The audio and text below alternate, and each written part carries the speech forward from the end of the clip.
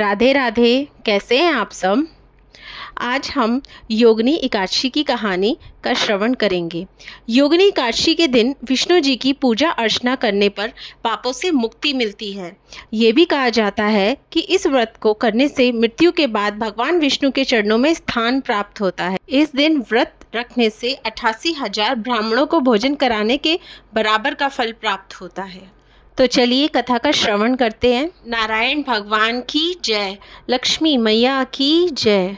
धर्मराज युधिष्ठिर ने भगवान विष्णु से कहा, भगवान आप मुझे आषाढ़ माह के कृष्ण पक्ष की एकादशी के व्रत की कथा सुनाइए।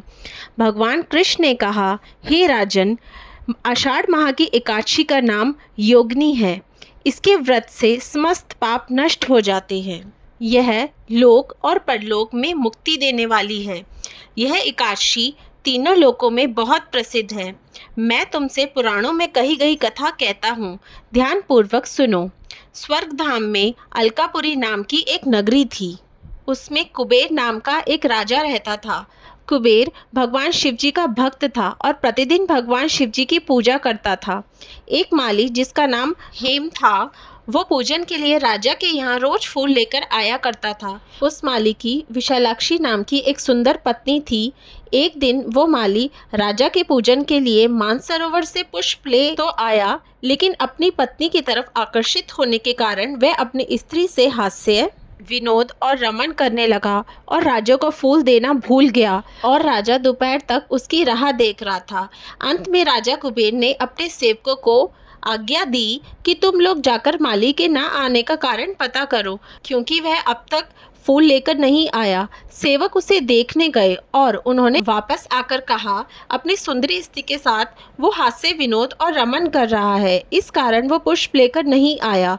ये सुनकर राजा कुबेर को क्रोध आ गया और उसने क्रोध में आकर उसी माली को बुलवाया। माली कांपता हुआ राजा के सामने उपस्थित हुआ।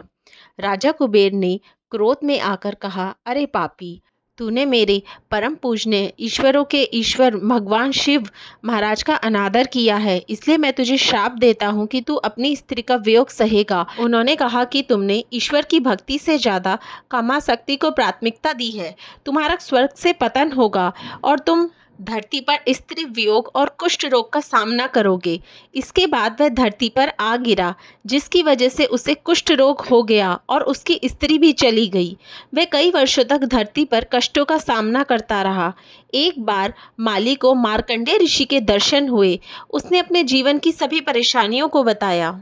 ऋषि माली की बातों को सुनकर आश्चर्यचकित हुआ। ऐसे में मार्कंडेय ऋषि ने उसे योगिनी एकादशी के व्रत के महत्व के बारे में बताया। मार्कंडेय ने कहा कि इस व्रत को करने से तुम्हारे जीवन के सभी पाप खत्म होंगे और तुम पुनः भगवत कृपा से स्वर्ग लोक को प्राप्त करोगे। माली ने ठीक ऐसा ही किया। भगवान विष्णु ने समस्त पापों को क्षमा करके उसे पुनः स्वर्गलोक में स्थान प्रदान किया। यह थी योगिनी एकादशी की व्रत कथा। भगवान श्री कृष्ण बोले, यह योगिनी एकादशी का व्रत 88,000 ब्राह्मणों को भोजन कराने के बराबर फल देता है। इस व्रत को करने से सारे पाप दूर हो जाते हैं और अंत में स्वर्ग की प्राप्ति होती है। नारायण भगवान की जय, लक्ष्मी मैया की जय। आप सभी को ये कथा कैसी लगी कमेंट बॉक्स में ज़रूर बताइएगा। मेरे चैनल को सब्सक्राइब कीजिए, वीडियो को लाइक कीजिए एंड शेयर कीजिए। राधे राधे।